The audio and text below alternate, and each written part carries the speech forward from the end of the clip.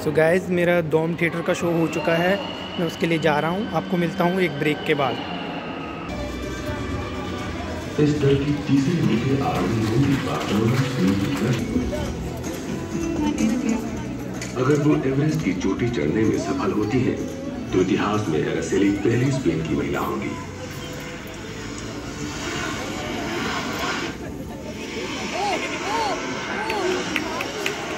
हिमालय का हिस्सा है जो एशिया के बीचों बीच 1500 मील तक फैला है।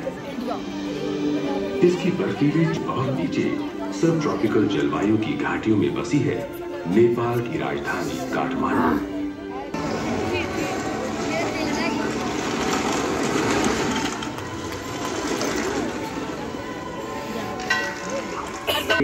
और जब दो विशाल पृथ्वीखंड टकराते हैं तो पत्थरों को कहीं जाने के लिए जगह तो चाहिए ही, और वो ऊपर जाते हैं। इसी टकराव ने हिमालय पर्वतमाला को ऊपर धकेला है। गतिविधियां ऊंचे पहाड़ों को जन्म देती हैं और रॉजर अपने जीपीएस यंत्रों से उन्हें रिकॉर्ड कर लेते हैं। रुके थे डाकों के दस्ते के साथ हम बेस कैंप जा रहे हैं, यहाँ से 5000 फीट ऊपर। संचालन के इस बेस कैंप से सामान का भार बांटने और मजबूत शेरपाओं द्वारा ऊपर भेजने की जिम्मेवारी जैमलिंग की है। 30 लोग होंगे, 30 भूखे लोग। बड़े बावर्ची को चंगबा कहते हैं। ये हमें इसमें 3 बेहद खतरनाक इलाके हैं। पहला है खुम्बो का हिम प्रपात, जहां बिना किसी चेतावनी के ही बर्फ के बड़े स्तंभ गिरते रहते हैं। इसके ऊपर है 4000 फीट ऊंची बर्फ की सीधी खड़ी दीवार, लोत्से फेस। और तीसरा खतरनाक इलाका है चोटी के पास का दक्षिणी पूर्वी रिच। उसका अभ्यस्त होने में वक्त लगता है।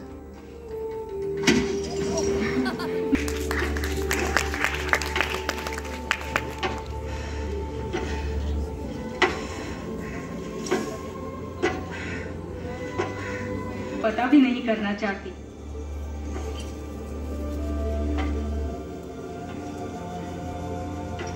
शेरपा कहते हैं कि अगर आप इसमें गिरे तो सीधे अमेरिका पहुंच जाएंगे। कुछ हफ्ते रुकना पड़ेगा। यदि आप एक बार एक बहुत ऊपर चढ़ गए तो एडिमा के शिकार हो सकते हैं। आपके फेफड़ों में चाहिए जो इन्हें बर्फ गला के मिलता है। यहाँ सूखी हवा हर सांस से नमी खींच लेती है और फिर होने लगती है खांसी। ऐसी ही खांसी के दौरे से सूमियों की 2 पसलियां चटक गई हैं। पर चढ़ने को ये सब तैयार हैं, मगर इस वक्त एवरेस्ट का शिखर तूफानी बर्फीली हवाओं की चपेट में है। करीब पूरे साल तूफानी हवाएं एवरेस्ट को चढ़ने के लायक नहीं रहने देती। फिर भी बचाव का ये काम अद्भुत होते हुए भी पहाड़ों रुको बस एक बार। कभी जीने की चाह नहीं छोड़ी। उसके अद्भुत विश्वास से हम सब की हिम्मत बढ़ी। हम फिर से ऊपर चढ़ने की सोचने लगे। शुद्ध करने के लिए एक पूजा की और तब अपने दुखों को ताक पर रख वो हिम प्रपातों के बीच एड के साथ चलने लगे।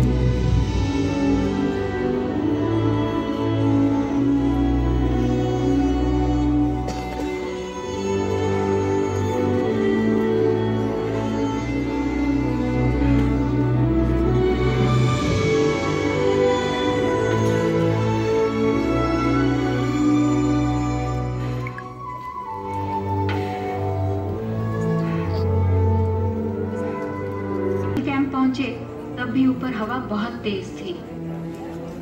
हम सोचने लगे कि हमें अभियान छोड़ना पड़ेगा।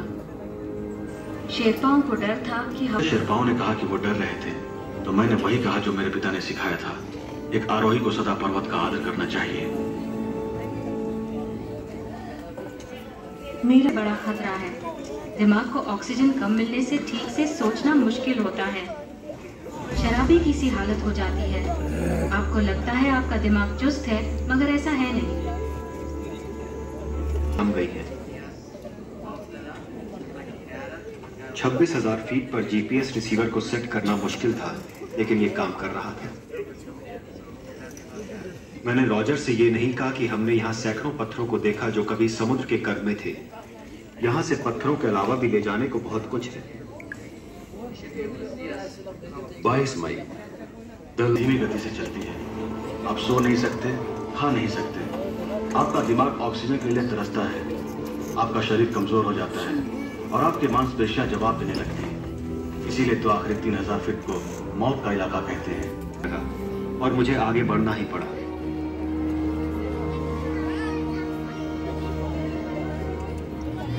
मैं बिना ऑक्सीजन बोतल के ही चढ़ रहा हूँ, क्योंकि ये चैलेंज मुझे पसंद है। बस मैं और ये पहाड़, सीधी सी बात। मनुष्य का शरीर इस ऊंचाई पर जीने के लिए नहीं बना। वो चीखता है कि मुड़ो और वापस जाओ। उसे अच्छी तरह पता है कि एक गलत फैसला और मौत।